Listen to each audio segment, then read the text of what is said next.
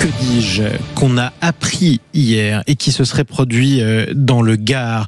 Altercation entre deux jeunes hommes qui s'ensuit par un différend entre les pères de ces deux jeunes qui en viennent aux mains avant que l'un d'eux ne tue l'autre en le percutant en voiture. Voilà ce qui s'est passé manifestement dans cette ville de Saint-Martin de Valgalgues dans le Gard. Bonjour Claude Serpédès. Bonjour. Soyez le bienvenu sur Sud Radio.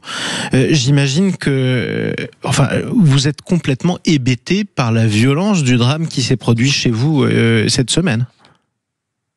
Oui, on est complètement abasourdi. On en est venu à de la violence, j'allais dire presque ordinaire, où on règle des petits différends, de rien du tout, par un décès à la fin, quoi. C'est incompréhensible. Tout a commencé manifestement par une rixe entre plusieurs jeunes. Vous allez me corriger si je m'égare. Une rixe entre plusieurs jeunes au sujet d'un téléphone portable. Ensuite, cela dégénère. Les pères des deux jeunes viennent s'en mêler et se battent à leur tour. C'est ça qui s'est passé. Oui, alors pas tout à fait. C'est pas des jeunes, mais deux jeunes. Un jeune ce sont des jeunes adultes, 18-19 ans. Un jeune veut prendre le téléphone de l'autre. L'autre se laisse pas faire et lui donne un coup de poing. Bon, ça s'arrête là. C'est le mercredi soir. Le jeudi soir, c'est le match retour, quoi.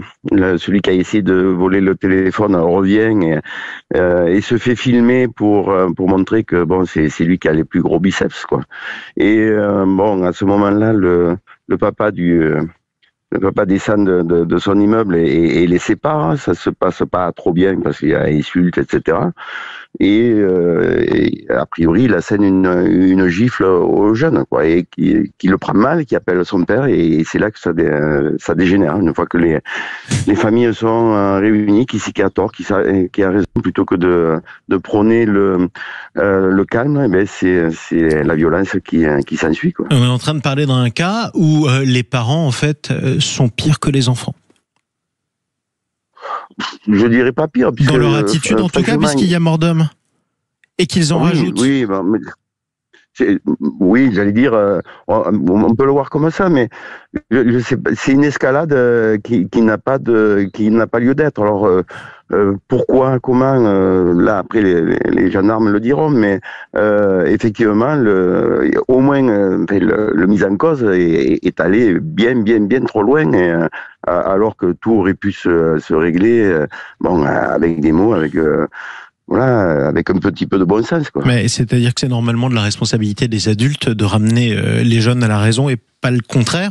L'homme qui est décédé avait 53 ans, il est mort des suites de ses blessures, gravement blessé, notamment à la hanche. Il y a eu un certain nombre de témoins, en plus du drame dans votre ville hier, et j'imagine que sur place, c'est l'émotion qui règne. Oui, alors c'est l'émotion et l'incompréhension. C'est l'incompréhension parce que la victime était très favorablement connue de tous ses voisins, de tout le quartier, etc. Il n'y a aucun problème. Donc on ne comprend pas pourquoi on en est arrivé là, quoi. Et on ne comprend pas comment, pour un motif aussi futile, on peut en arriver là. Quelles mesures vous avez prises? Qu'est-ce que vous avez décidé de faire dans les jours qui viennent? Oh là après ça peut arriver, c'est arrivé là, ça peut arriver à 3 km là ou à 1000 km.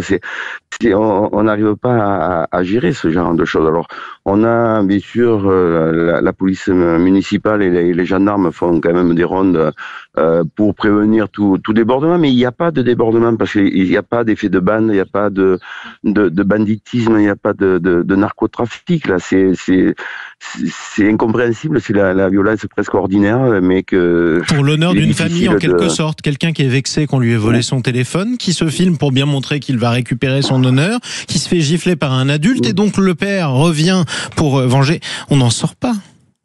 Oui, mais c'est tout à fait ça. Voilà, on en vient à des situations qui se géraient avec une bonne engueulade à un moment donné, mais qui se gèrent là avec la mort d'un homme qui n'avait rien qui n'avaient pas à mourir Bien entendu, y compris chez des individus qui en fait se sont toujours très bien conduits. Oui, tout à fait. Ça veut dire que on en a bien maintenant à une société où la violence est permanente et on le voit sur les réseaux sociaux, on le voit dans tous les médias, etc. Donc on règle les différends avec on le voit de temps en temps avec un couteau, avec un marteau ou en écrasant quelqu'un, quoi. C'est presque devenu banal, quoi. Alors, qu'est-ce que ça dit à l'homme politique que vous êtes? Je le rappelle, Claude Serpédès, vous êtes le maire communiste de Saint-Martin de Valgalgues, dans le Gard. Comment on peut réagir à ce fait de société, puisque manifestement c'en est un, comme vous me dites, que ça se répand de plus en plus? Je pense qu'il faut travailler sur le vivre ensemble. Il faut que les gens puissent se parler. Il faut que on développe des politiques culturelles, sportives, associatives encore plus fortes, parce que autrement c'est le repli sur soi. Et vous dites qu'il n'y avait même pas de trafic de drogue dans le quartier où ça s'est produit. Non, pas du tout. Donc tout se passait plutôt bien, je suppose, et malgré tout ça ne suffit pas. Non, voilà.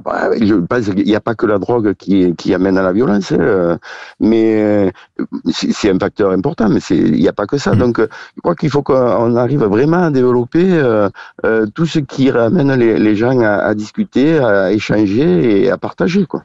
Bon, écoutez, on en reparlera. Merci beaucoup, Claude Serpédès, d'avoir pris la parole ce matin sur Sud Radio, maire communiste de la ville de Saint-Martin de Valgalgues, dans le Gard.